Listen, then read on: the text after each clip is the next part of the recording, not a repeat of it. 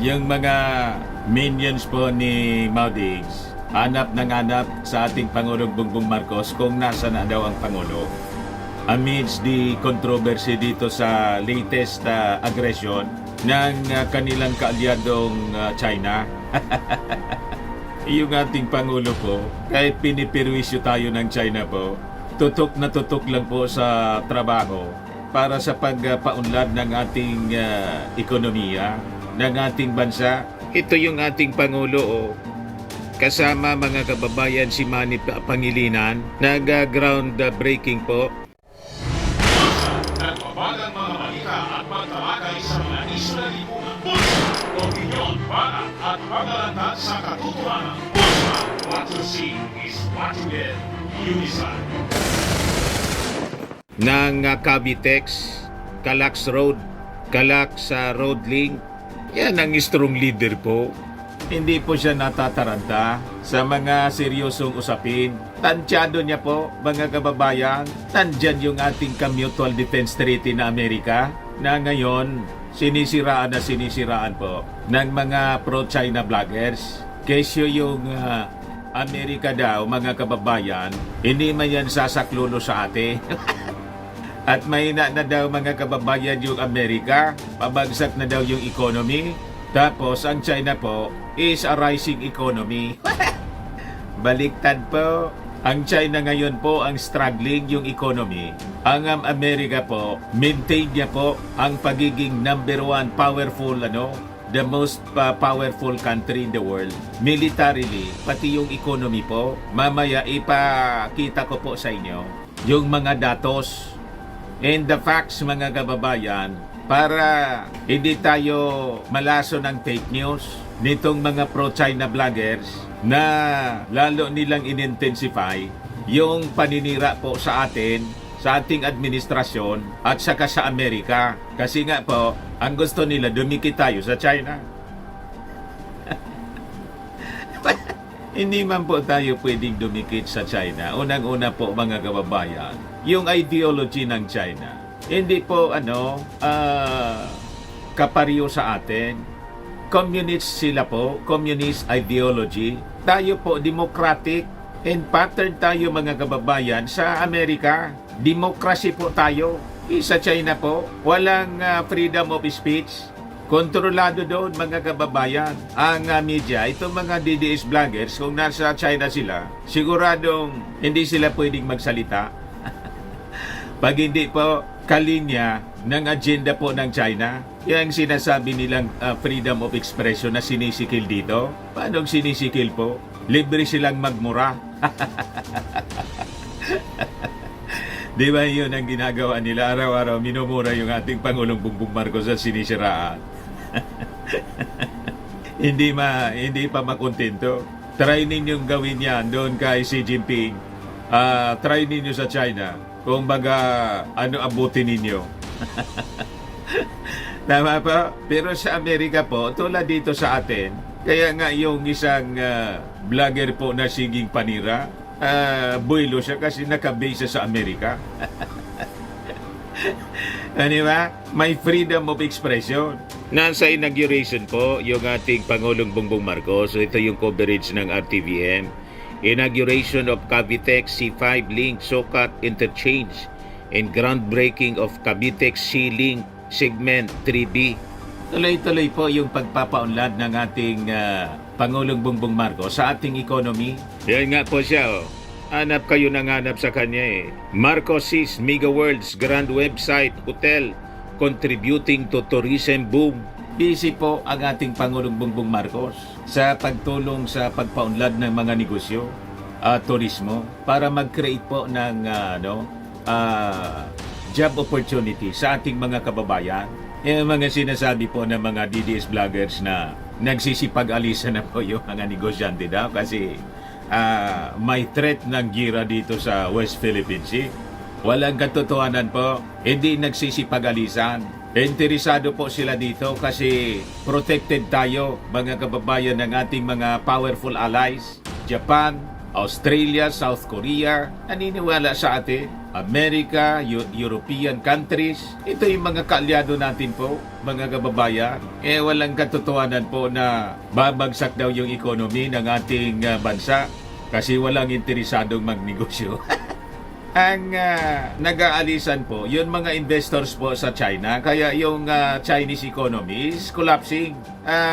Struggling po. Mamaya ibigay ko sa inyo yung kwento. Ito pa, prices seen dropping 7 pesos per kilo amid lower tariffs. Kababayan, na ibigay sa inyo yung full story ng balitang yan.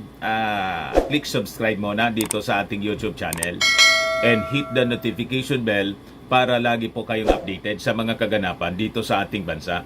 Like and share na rin po ninyo ang ating video. At huwag na rin po ninyo na skip yung ating mga commercial ads para tuloy-tuloy lang ang pag-unlad ng Bagong Pilipinas. Sa mga nagana po ng malinis and spacious fitness gym, pumunta lang po kayo sa aming Colossal Fitness Gym.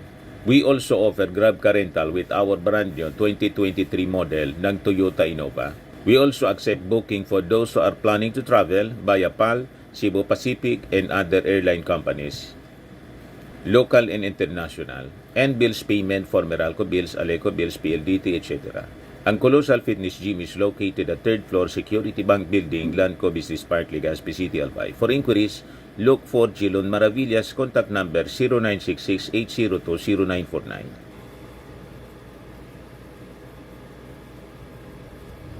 Yan po yung aming Innova. Lagi na pong matao sa amin.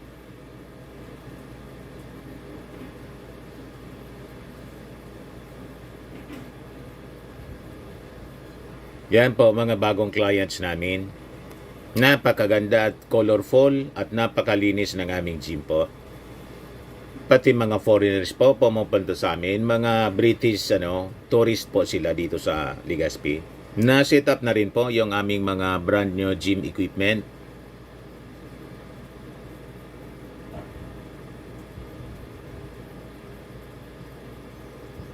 May treadmill na rin po kami. Ito naman po yung bago naming product na binibenta online. Eye Glow Serum, whitening po siya. Tingnan ninyo yung epekto sa aking anak na architect before and now. Yung mga inquiries po ninyo, dumiretso na lang kayo sa kanyang Facebook account, Riz Maravillas. Ito naman po, Firmax Firming and Lifting Cream, pinapahid po sa mga pulses in affected area. Mainam po sa paninigas ng mga kaso-kasuan. Ito naman po, Automax Radiant Serum. Sa mukha naman yung application, anti-aging po siya. You will look 10 years younger than your age. Sa mga cancer patients naman po, baka lang gusto ninyo itong itry. Neng siya red mix fruit drink. Hindi mo po siya gamot, food supplement siya. Kaya lang, gawa siya mga kababayan sa goji berry. Yung goji berry may anti-cancer properties. O ngayon, yung mga inquiries ninyo, dumiretso na lang kayo sa aming messenger sa Facebook para masagot namin agad. Ayos pa? Ayos na ayos anya, Mr. Maravillas. Bababa na po yung presyo ng bigas. Lalo anya yan, Mr. Maravillas, magagalit yung mga DDS. Kasi ang gusto nila, yung bigas mataas lang para may panira sila sa ating Pangulo. Yun ang gusto nila, hindi magtagumpay yung ating Pangulo para may issue sila. At nang si Inday po na umalis na sa unity ay may magamit na justification na itulak nila sa pagkapangulo. Iluklok na po kahit 2028 pang eleksyon. Hindi na makapaghintay. Sige po ang warning nila. Malapit na niya, malapit na. 4 years pa kayong iiyak. And after 4 years, malamang si Inday po, talo. Nagsipag, layas na po yung mga kaalyado niyang politiko. Inabando na po si Inday. Si Bongo nga po, mga kababayan, inaway na ni Basti. Kasi pati si Basti po dumidistansya, hoping na sa pagdistansya niya sa mga Duterte, yung mga Marcos loyalist po, makukuha niya yung support for the midterm elections. Nakadesisyon na po yung mga Marcos loyalist na lahat ng pro-China, lahat ng dikit mga kababayan, kay Maudigs, kahit dumistansya pa, hindi na nila iboboto. Hindi na sila pauuto pa, mga kababayan. Baga nga po si Senator Amy Marcos, masama sa madamay. You see? Ito yung sitwasyon ng economy ng China. Why China's economy is about to collapse. Ayan, ibigay ko sa inyo the top 10 largest economies in the world. In the top most powerful countries in the world by military strength in 2024. Para alam ninyo kung tama ba na luminya tayo po sa Amerika. Kasi ang linya ng propaganda po ng mga pro-China, dapat sa China tayo kasi yung China po ang papalit na sa Amerika as superpower. Malayo pa po, baka hindi na po mangyari ang pangarap ng China. Kahit nga po sa prophecy po, sa ultimate conflict po, the final conflict in the world, the Battle of Armageddon, nasusulat po sa Bible. The kings of the East, referring to China, nasa prophecy po ang China. Talo po sa Battle of Armageddon, tinalo po ng Israel. Kahit yung Russia po, huwag kayong matakot sa Russia. Talo po sa Battle of Armageddon. Sa prophecy, hindi magkakamali po ang Bible. Lahat ng nangyari sa mundo, past, present, and future, na susulat po, itong mga pro-China po, mga DDS vloggers po, hindi man sila nagbabasa ng Bible. O kung may nagbabasa, mali yung kanilang pagkaintindi kasi ang paniwala nila sa may-ari ng universe, si Pacquiao. Hindi nga na-protect ni Pacquiao, takot nga sa warrant of arrest. Naniwala kayo? Tama po. Ang dali ninyong maloko kasi mali yung pagkaintindi ninyo. Pati sa Bible, mali yung pagkaintindi ninyo. But before ko mga kababayan ibigay sa inyo yung full story, click subscribe muna dito sa ating YouTube channel and hit the notification bell para lagi po kayong updated sa mga kaganapan dito sa ating bansa. Like and share na rin po ninyo ng ating video at huwag na rin po ninyo na skip yung ating mga commercial ads para tuloy-tuloy lang ang pag-unlad ng bagong Pilipinas. Sa mga naghanap po ng malinis and spacious fitness gym, pumunta lang po kayo sa aming Colossal Fitness Gym. We also offer Grab Car Rental with our brand new 2023 model ng Toyota Innova. We also accept booking for those who are planning to travel via PAL, Cebu Pacific, and other airline companies, local and international, and bills payment for Meralco bills, PLDT, Aleco bills, etc. Ang Colossal Fitness Gym is located at third floor, Security Bank Building, Lanco Business Park, Legazpi City, Albay. For inquiries, look for Gilon Maravillas. Contact number 0966802949. Yan po yung aming Innova. Lagi na pong matao sa amin.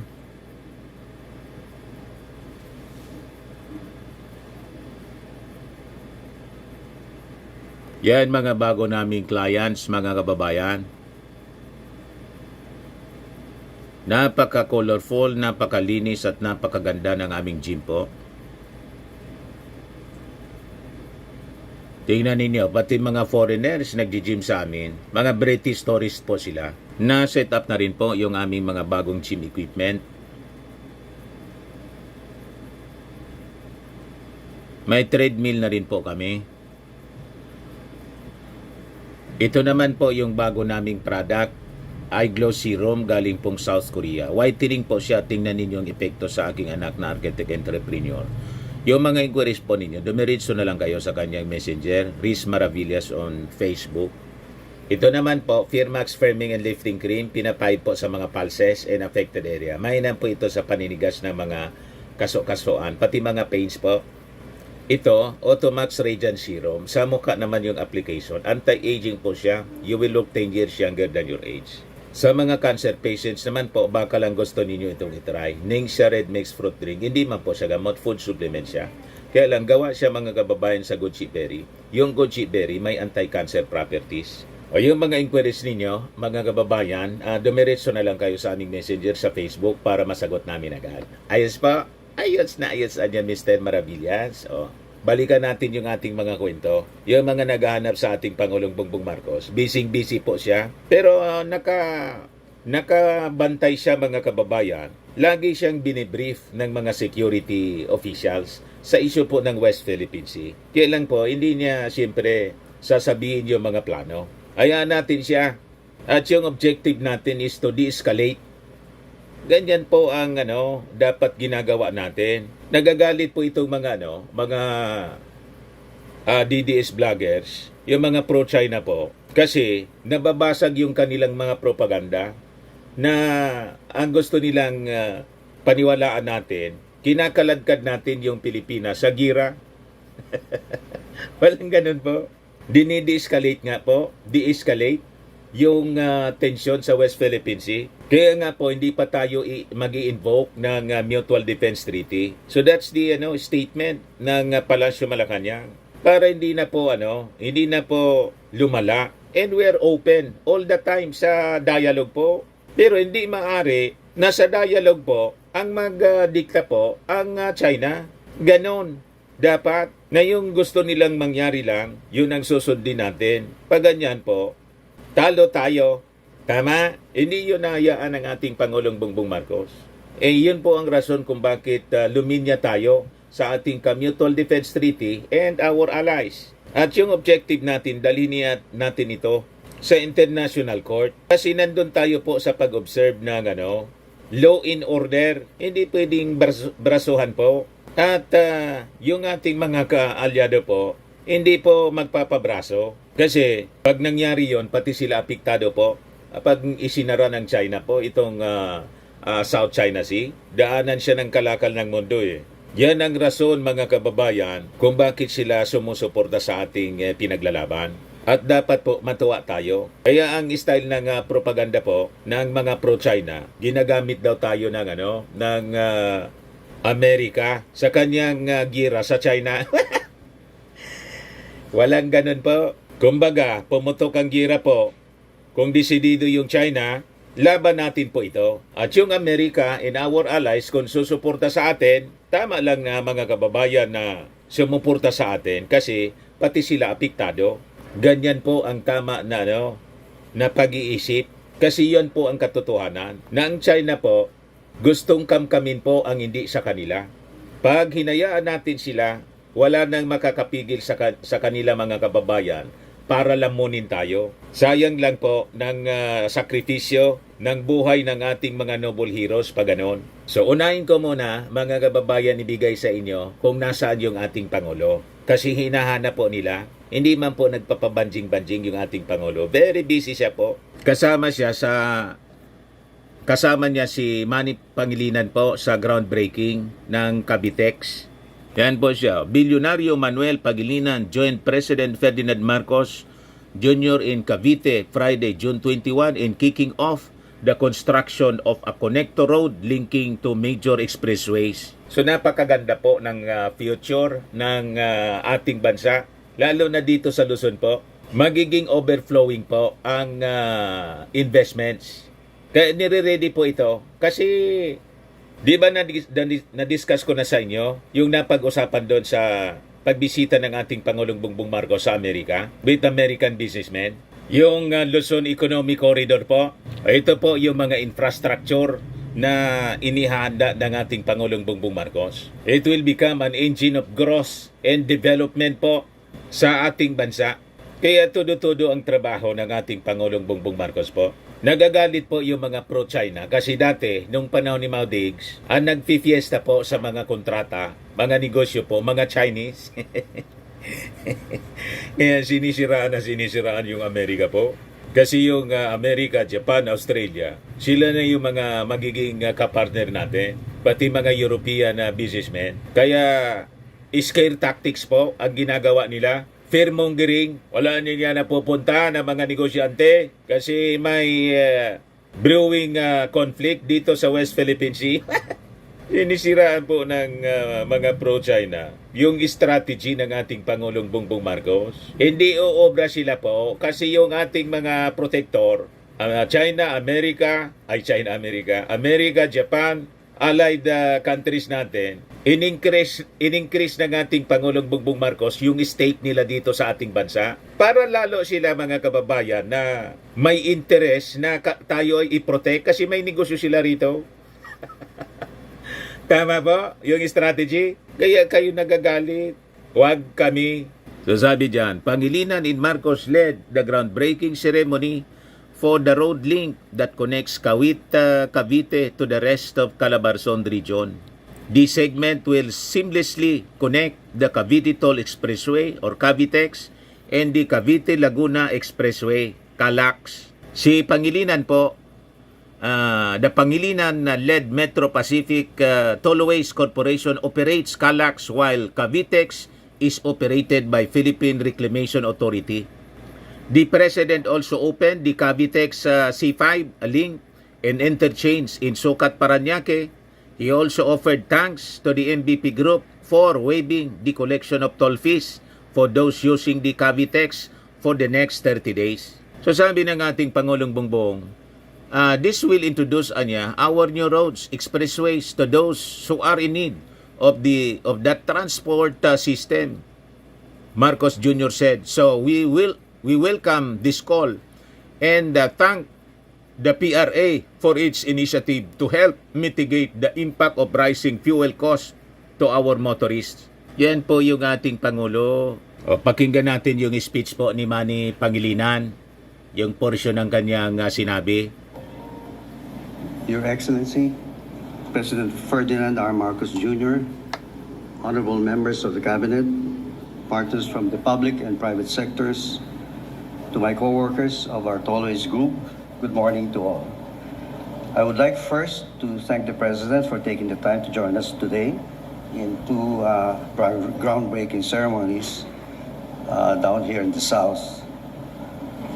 Now, we all know that an extensive public road systems offer enormous economic benefits and convenience to our people, decongesting traffic volume, reducing travel time, and spreading the population density out of our cities. Laking tulong po sa problema sa trapiko sa Manila, Metro Manila.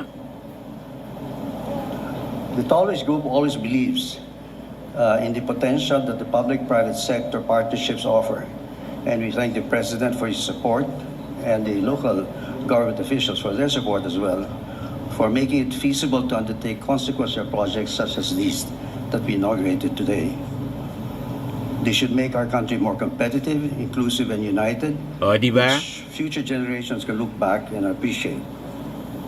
So thank you Todo-todo sa to all of you, pagpaunlad po ng particularly ating the bansa President, for your in attendance partnership today sa and mga good day to all. sa business, sa private sector Thank po. you very much, MVP. Yan po. And now, Napakakuan lang. May we Iksi yung invite everyone to mensahe kindly ni direct your MVP. attention to the screens.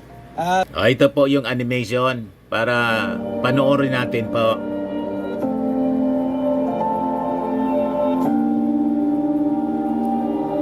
Napakagandang project mga kababayan. Wow! The best!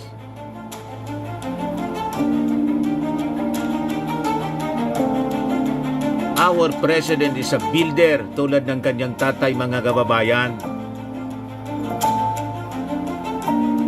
Di ba? Walang nakagawa niyan. Napakagaling mga kababayan ng ating Pangulong Bongbong Marcos. Kaya inggit yung mga DDS. Talo kasi yung kanilang tatay. Walang binatbat po. Walang binatbat. Yung kanilang tatay po, ijiki-ijiki lang po.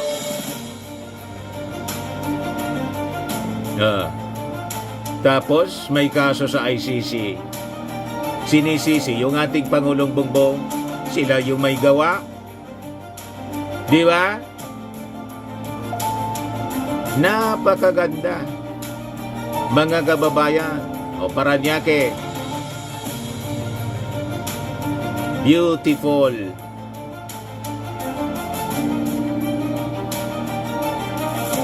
Ang ganda po.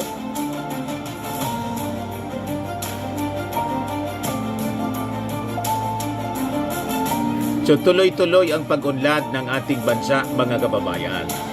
Napilit sinisira ng mga DDS,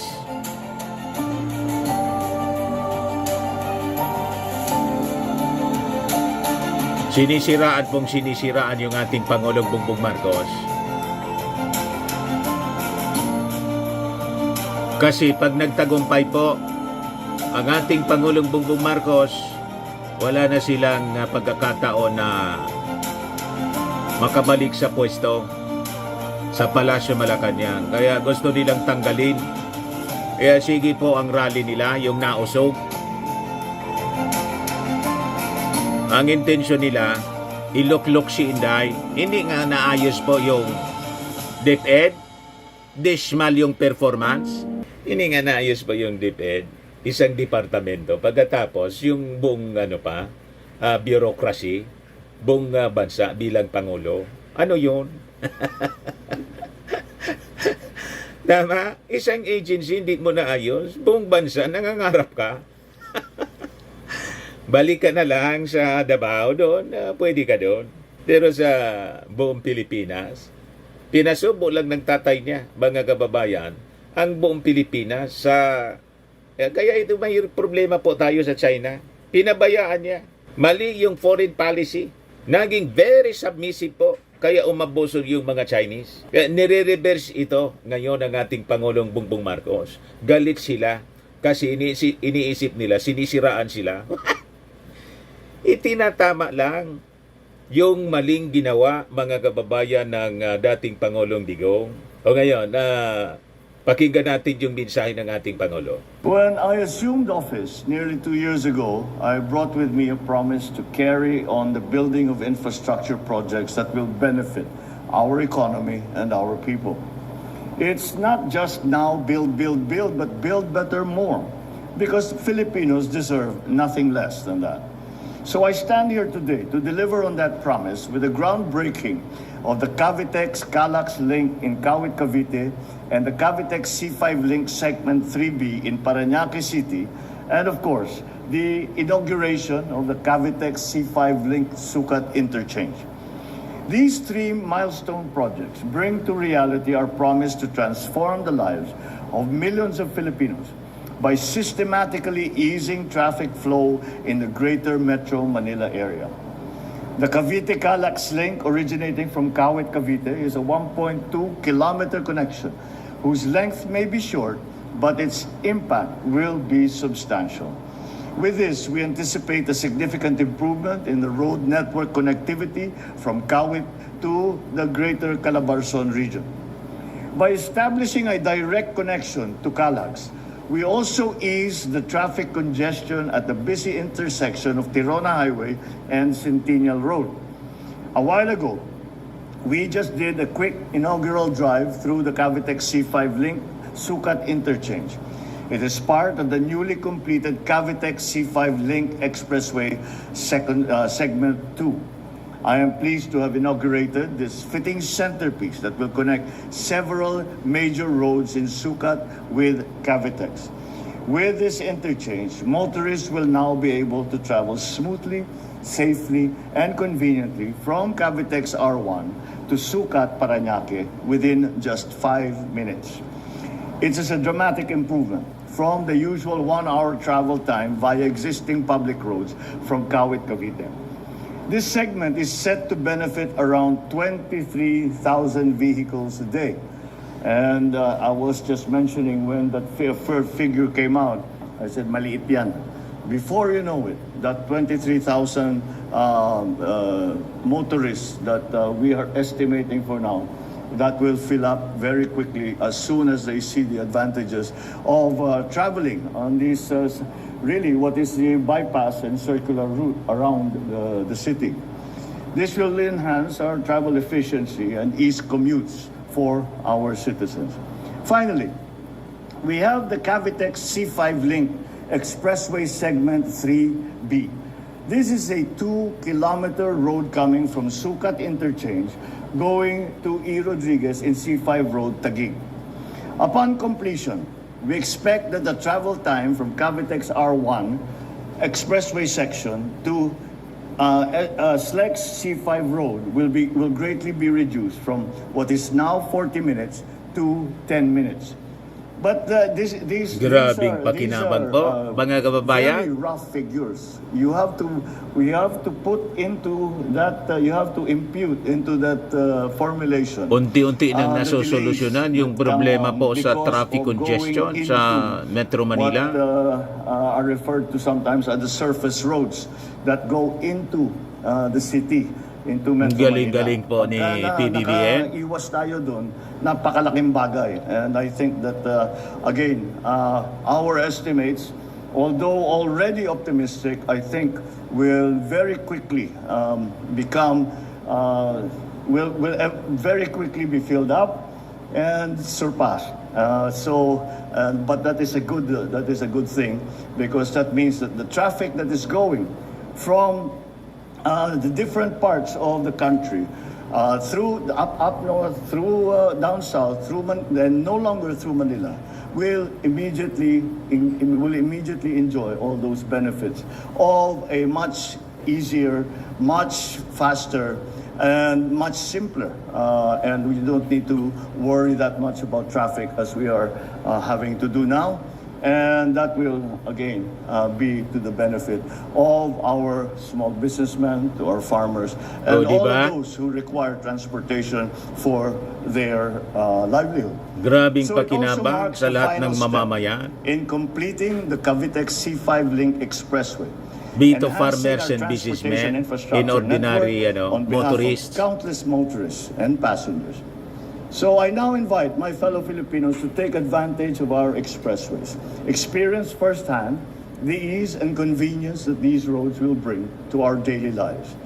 This is especially so after receiving the good news that the PRA, or the Philippine Reclamation Authority, as operator of the Cavitex, proposed to suspend the collection of toll fees for all types of vehicles passing through the Manila-Cavite Toll Expressway in Taguig, Parañaque, Las Piñas, Bacoor, and Kawit for 30 days.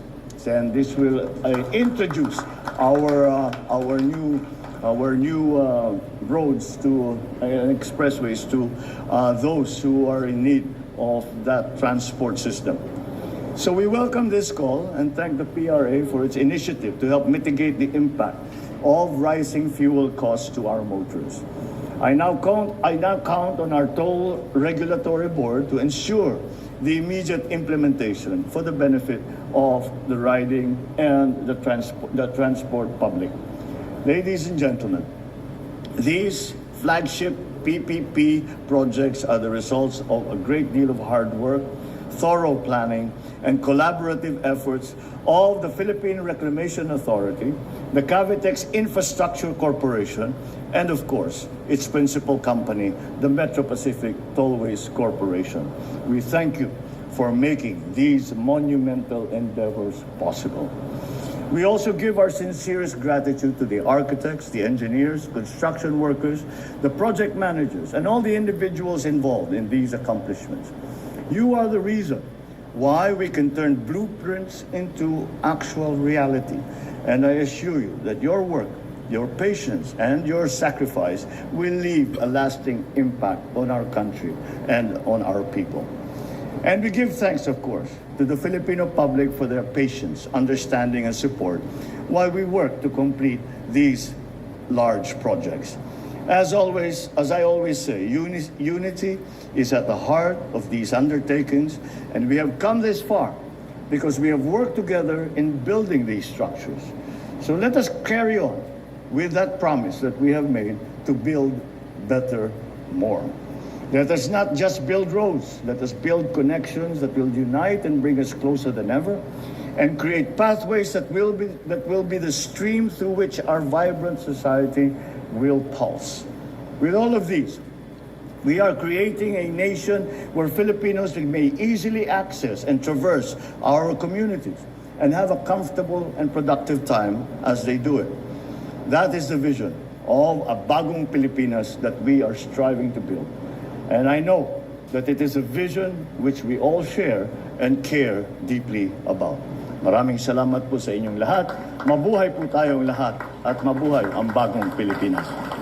Ayos na ayos pa mga kababayan. Kaya kahit po humiwalay na po sa unit team si Inday, walang epekto yun. Mas maganda pa nga. Kasi hindi man siya nakikiisa. Yung pagkanta nga lang ng bagong Pilipinas hymn, ayaw niya. No comment. Pagkatapos doon sa Independence Day sa Davao, hindi man po kinanta. Pati yung pledge ng bagong Pilipinas, maliit na bagay, ayaw pong gawin. Ayaw ng bagong Pilipinas, mga kababayan, kasi ang maaalala yung ating Pangulong Bongbong Marcos at saka si Martin. Kasi si Martin Romualdez po, pinagsisilosan nila, binabanatan araw-araw. Bakit daw sige pamigay ng ayuda? Namigay na ng ayuda, pinagagalitan pa ninyo. Bakit si Bongo namimigay din ng ayuda? At saka si Amy Marcos, hindi kayo nagagalit. Wala man anyang pandemya, wala bang calamity? Ano walang pandemya, walang calamity? May calamity po, El Nino. Buong Pilipinas, tinamaan ng El Nino, kaya ikot ng ikot po si Martin Romualdez, saka yung ating Pangulong Bongbong Marcos, para sa bagong Pilipinas Servicio Fair, para mamigay ng ayuda. Inggit lang kasi kayo. Kasi si Inday, tinanggalan ng confidential funds. Di ba? O ngayon, balikan natin yung bigas. Yan po yung balita dito sa Manila Standard. Rice prices seen dropping by 7 kilo amid lower tariffs. Tuloy-tuloy yung effort ng ating gobyerno po para mapababa yung presyo ng bigas. Yan yung sabi po ni DA Assistant Secretary Arnel de Mesa. Matapos na ipalabas ng ating Pangulo yung Executive Order number 62 para sa lowered rice tariff. So sabi po niya, the government is looking for ways to reduce rice tariffs and eventually reduce rice prices in the Philippines, which are also affected by the movement of prices in the international market. Ayos pa? O ngayon, sa isyu mga kababayan, na yung China daw po, dapat dumikit tayo. Yan ang narrative ng mga pro-China. Kasi yung China is rising, America is, going bankrupt. Baliktad po, yung China po yung pabankrupt. Kasi naglayasan na po sa kanila yung mga investors. Dahil po sa agresyon na ginagawa ng China, na-turn off sa kanila yung mga bansa sa buong mundo. Kasi yung mga bansa, gusto nila yung bansa na may civility. Hindi yung dinadala po yung problema sa pagsiga-siga. Hindi po. International order ang gusto po ng mga bansa sa buong mundo. Hindi yung barbaric tulad ng ginawa sa atin po, doon sa Ayungin, yung latest aggression na ginawa nila, that is barbaric. O yan yung sitwasyon ngayon ng China. Why China's economy is about to collapse. It is a documentary mga kababayan by Aaron Watson. Pakinggan natin po. Kasi kuha naman po siya, naintindihan naman, kahit English po siya, yung pag-English po niya, naintindihan po. China has ascended to the world's second largest economy through the greatest 40-year run in economic. China's GDP grew by more Yan po than siya. 9% per from 1980 to 2019. And during that time, more than 800 million people were lifted out of extreme poverty. But the good times may be coming to an end. The capital that funded Patapos China's na po. growth is drying up. The energy that powered its manufacturing is Pa-collapse. getting more expensive. And the unfettered growth of its real estate market has hit a brick wall. Kita China's ninyo? economy faces the most ominous challenges since the Great Leap Forward that resulted in Hindi totoo po na China is rising. China is falling. Parang London Bridge is falling down. Yung mga propaganda nila, mga kababayan, propaganda nga, black propaganda. Gusto nilang pagtakpan yung kanilang kahinaan para po isipin ng buong mundo. Ganun ang mindset ng China po. Lahat kasinungalingan para ma-attract nila yung mga bansa. Hindi man totoo po. Ang totoo po, ang economy ng China is struggling now. It is about to collapse. Years of famine and tens of millions of Huwag kayong naniniwala sa mga propagandista nila dito sa atin, lalo na si Mr. Sasot. Yun ang mga linya ng propaganda niya, saka si Roque. Sinisiraan po yung Amerika, yung China yung ang pinupush nila. China's geopolitical rivals should not be celebrated. It is the top trading partner for more than 120 of the world's 195 countries, which means trouble in the Middle Kingdom can and will affect everyone. In this video, we'll be unpacking the enormous debt bubble that Chinese leadership is attempting to unwind, the challenging global energy market conditions making things worse, and the most likely policy choice that the CCP must make in order to stay solvent. But if the Chinese economy is a Ponzi scheme poised to pop, then we need to first understand the 4-decade hot streak that preceded the present day. So you see, mga kababayan, pahina ng pahina po yung China. Encouraging foreign investment, private entrepreneurship, and global trade.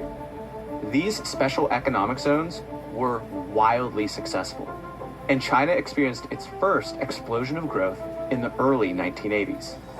Villages turned to metropolises.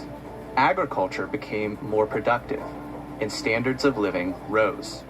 Places like Shenzhen became manufacturing powerhouses. It also began to fill the Chinese balance sheet, as most of the companies that flourished were state-owned enterprises. SOEs are firms where the state owns a significant or majority share of the Ang kinikwento niya po, yung nauna, in the 1980s, tumaas sila. Kaya nga naging second largest economy sila at naging military power. Pero after that, collapsing na po siya. in strategic Yan po. sectors such as energy, telecommunications, transportation, and finance. They're also required to abide by government mandates and public policy objectives, like employment quotas. The CCP found a model where they could funnel profits from private industry into their centrally planned worldview. And if those companies could access global capital markets, all bets were off. Which leads us to the second pivotal moment in China's economic ascent, joining the World Trade Organization in 2001. The World Trade Organization agreement to adopt the draft Yung pagbagsak ng economy po, dahil po sa pagbagsak ng sektor ng housing nila po sa with the China. lenders starting to tighten their standards for giving out a mortgage. This hits house prices further in a vicious loop known as a balance sheet recession. China is currently cutting interest rates, but it's unlikely to work because demand for that credit just isn't there. Everyone knows that housing is overpriced, and Inoverprice kasi po nila, kaya bumagsak. has said he's not stepping in to prop things up. With rates dropping in China, while the US Federal Reserve has avoided cutting, interest rate differentials are widening. This means pressure on the yuan, China's currency, is building. For the last 2 decades, the People's Bank of China has held the yuan in a relatively stable mark against the US dollar, which is called a managed float system. This managed float allows China to maintain a competitive exchange rate for its exports. China is trying to defend that $7.20 level, but a few cracks are already appearing. Why does this matter? There is cracks China's na. capital controls and their relatively small capital market means that the weakness in the property sector remains isolated to China for now. But China Collapsing po yung property sector nila. is a big investor in some other countries, and that money is going to dry up. This could be trouble for Australia, Brazil, and everyone getting money through the Belt and Road Initiative. Some are still holding out hope that the CCP will inject more money into the system and try to reinflate. But messaging and policy has actually indicated the opposite. Investment-led growth has run its course. But this slowdown will not only impact the property market, it's going to have ripple effects throughout the Chinese economy, particularly construction, cement, and steel. Bagsak po. In Argentina and Turkey, inflation is out of control. In places like the US and Germany, inflation is embedded in a political hot button. But in China, deflation is a whole lot scarier. This means a housing collapse, where the Chinese middle class gets its wealth wiped out. It is becoming scary daw. Nakakatakot na. At the same time, if development projects get shut down, enormous portions of the workforce will be unemployed. So the government needs to invest in other Yan sectors. kayong naniniwala na maganda yung economy at pagandang economy ng China. Kaya yung makipaghira pa sa Amerika, malabo po. Baka hindi po masustain na gastusan ng China, ng economy ng China. So hindi sila susugal sa ganon. Kaya yung pananakot po ng mga pro-China, baseless po. Ito po yung last part ng documentary. Drop in the cost of Chinese exports would likely just be met with higher tariffs. A Chinese economy with exploding inflation, shrinking wealth, and energy insecurity is a sinking ship. If they choose Sinking ship po ang China. this path, CCP policymakers would have to act quickly, as a devaluation of the yuan would also trigger capital flight, where wealthy individuals seek to move their assets out of China to protect against the currency depreciation. A rapid bail-in to save the banks, devalue the yuan, and peg to gold could eventually restore confidence. But in the interim, global financial markets would face extreme volatility. Germany, Australia, and Brazil would be hit particularly hard by such a shock. We will be monitoring the situation closely on this channel, and you can expect additional updates as things progress. So, 2 weeks pa lang po ito na documentary ni Aaron Watson na nagsasabi yung economy ng China is falling down. It is collapsing.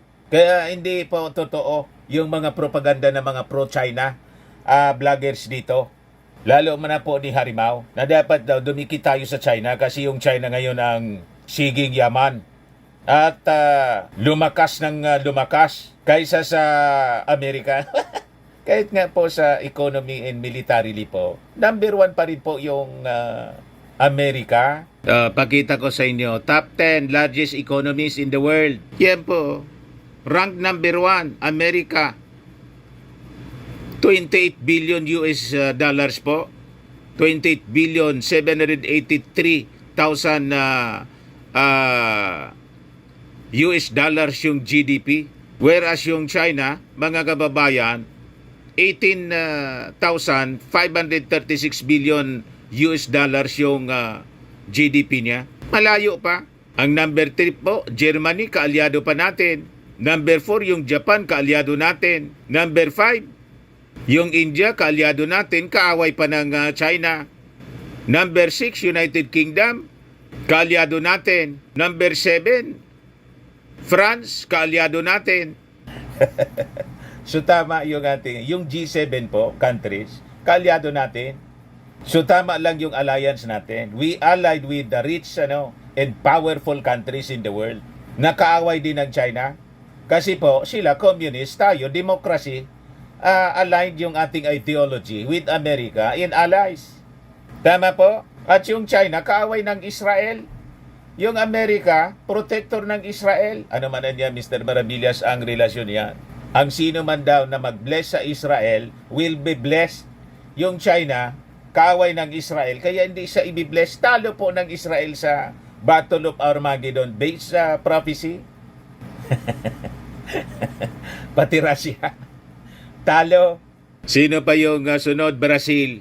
Di ibigay na sa kanila yung Brazil. Pero barkada din natin yung Brazil. Italy, kaalyado natin. Tapos Canada, kaalyado natin. Lahat siya demokrasi. Parehas yung ideology with us. So tama po ang tinatahak na landas ng ating Pangulong Bongbong Marcos. Sa military power naman po, number 1 ang Amerika. Number 2, Russia. Number 3 lang yung China. Number 4, India, kaalyado natin. Number 5 po, yung South Korea, kaalyado natin. Number 6, United Kingdom, kaalyado natin. Number 7, Japan, kaalyado pa rin natin. Number 8, ibigay na natin sa kanila. Pero, nag-order nga tayo sa Turkey po ng helicopter. Number 9, Pakistan. Number 10, Italy. Yan sabi dyan, the United States holds the top position globally, boasting the most potent military force. According to Global Firepower, it has a power index of 0.072, demonstrating unparalleled capabilities in defense, technologies in armed forces, with a total of 2,127,500 military personnel in the most significant defense expenditure, the U.S. military's storied history and unwavering commitment to defense in cutting-edge technology make it a formidable force. Number 2 yung Russia. So tama po itong Mutual Defense Treaty natin. Tapos yung mga EDCA sites na dapat dagdagan pa nga natin. Ang intensyon ng mga pro-China rito, siraan yung Amerika at gusto nilang ipatanggal yung mga EDCA sites. That is the agenda ng China para madali yung paglusob nila, yung pag-invade nila sa atin. Kaya galit na galit po sila. Sinigong po ayaw ng EDCA sites. Puppet kasi po ng China. So ang sinasabi po nila, magiging magnet lang. Nung nandito yung US military bases po, Subic pagkatapos yung Clark, walang hindi nag-intensyon, hindi umabanti yung China kasi nandun yung Amerika, mga kababayan, nang palayasin po ng mga senador, hindi na rininyo kasi nalason po ng mga propagandista na funded pala ng China. Ayun, ito na tayo po. Umabante sila. Sila yung nag-establish ng military base dito sa Spratlys. Huwag nang pauuto po. Tama? Ayan man lang po, mga kababayan. Ako po si Dante Maravillas. Bye-bye. God bless.